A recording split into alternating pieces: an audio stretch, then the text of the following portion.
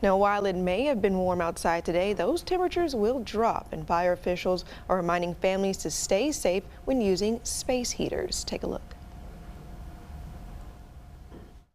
Cold weather means heaters are working overtime, and fire officials say if you misuse it, it could be one of the biggest dangers. So that is to say that the device itself does not malfunction, but it's the way that we are plugging into the device or where we place the device inside our homes that causes the fires. For those who use space heaters, placement is critical. If you have to use a space heater, give the space heater some space.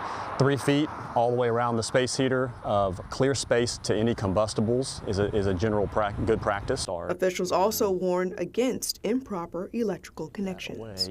Plug the space heater directly into a grounded wall outlet and not an extension cord. And never place heaters near flammable surfaces, like carpet and couches that can catch fire inside our living rooms. Fire officials say following these simple steps can prevent daily fires and keep families safe this winter.